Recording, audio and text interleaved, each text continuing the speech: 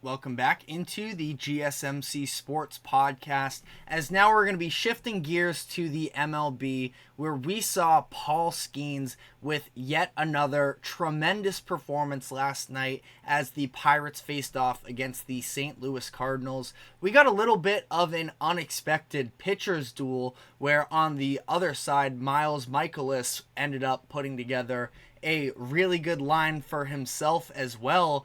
And ultimately, again, it was really interesting to see Skenes, because in his last outing, it was against the Dodgers, and of course it was a test for him against one of the most lethal lineups in the MLB, but the Pirates ended up putting up 7 runs in the second inning, so Skenes was able to maybe be a little bit more defensive, didn't have maybe the same level of pressure on him, where in this game, it was going to be the first one of these players to budge, and ultimately between Skenes and Mikolas, neither one of them did. Both pitched shutout performances.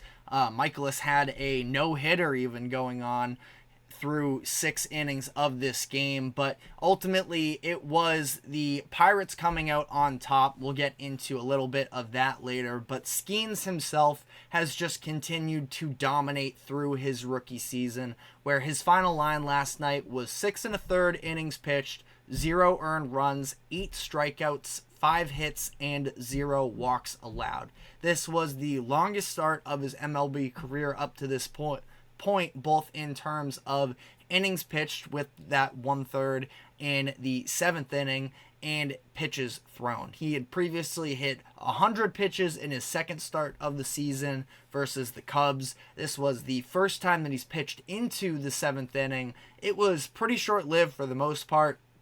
He struck out Nolan Gorman up at the top of the inning, and it's going to be interesting too to see how well his velocity sort of carries through these types of games, where high pitch count into the 7th inning, still got a 97 and 98 mile per hour fastball by Gorman in that strikeout, and then Nolan Arenado ended up taking him for a double next up that ended up putting an end to his night. It wasn't a bad pitch either. It was a 98 mile per hour fastball inside, but Arenado, one of the best hitters in baseball, was able to get a piece of it, and ultimately at that point, with 103 pitches thrown, the Pirates decided to call it quits. But don't mind them seeing them get a little bit aggressive with Skenes, at least in this type of a situation where he looked tremendous all night. Obviously, we are all just trying to make sure that with all of the pitching injuries that have occurred in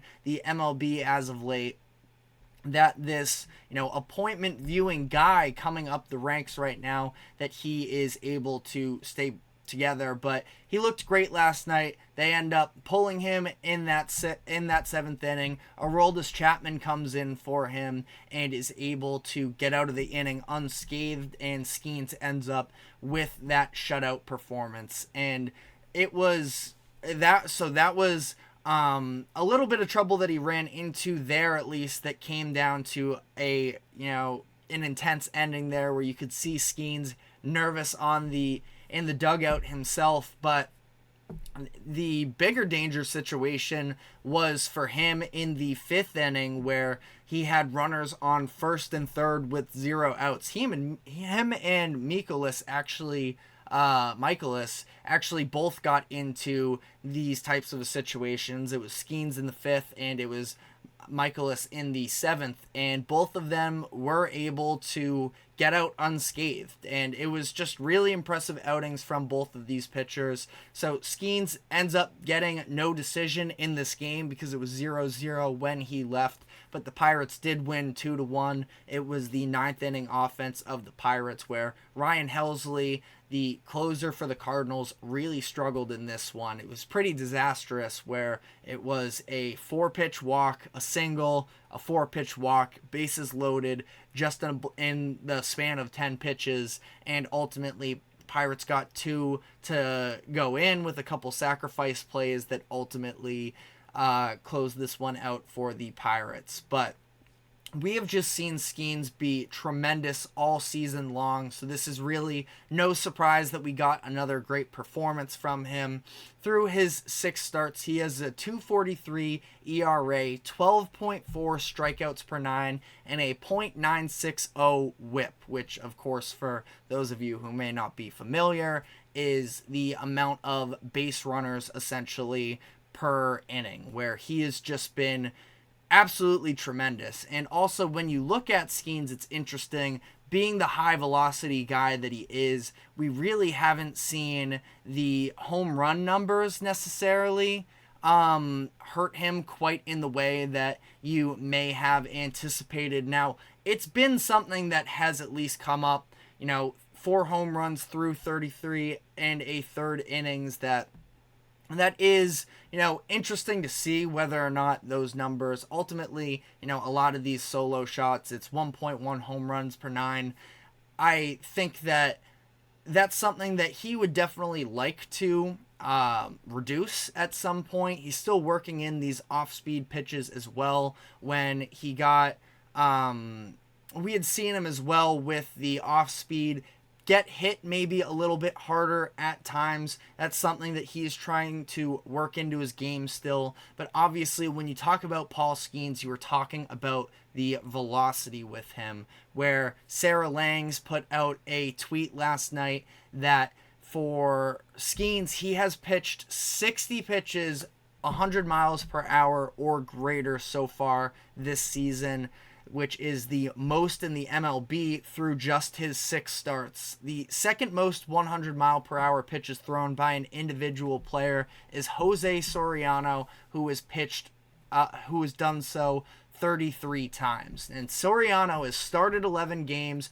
appeared in 13 total games, pitched 64 and a third innings, which is 31 more innings than Skenes has thrown up to this point, and he has almost doubled Soriano in this little bit of an arbitrary stat, but obviously that's what makes Skenes so exciting, is the numbers just absolutely pop with him, and he's been doing it the entire time so far. So that does lead to the question of, will his body be able to hold up with being this extremely high velocity player throughout the entirety of his career? Like I mentioned, the pitching injuries are basically at an all-time high in the MLB right now, and it's pretty much the number one thing that we are concerned about when we look at the different factors that play in. Velocity is something that has been very heavily linked to this increase in injuries. And Skenes, who is just 22 years old and still isn't, fully developed physically as a person, that he is pushing the limits of what the human body can do. And he's doing so, with extreme velocity, and he has been a very high usage player even going back to LSU, where you look, 5 of his last 6 starts of his college career were all 100 pitches. In the College Baseball World Series, where he was one of the main reasons LSU was able to go on and win the national championship, and every single one of those starts, he threw over 100 pitches, and in 3 of the 4 starts, he threw over 120 pitches, all while still continuing this high velocity arsenal as well. So it's something to consider, at least. Ultimately, I feel like the Pirates are in a really good position right now, where they're in the mix in terms of the division and potentially being in the wild card. They're 6.5 games back of the Brewers, who are a team that don't feel like this untouchable monster in the NL Central. They are neck and neck right now for the last wild card position as well, despite the fact that they are sub 500.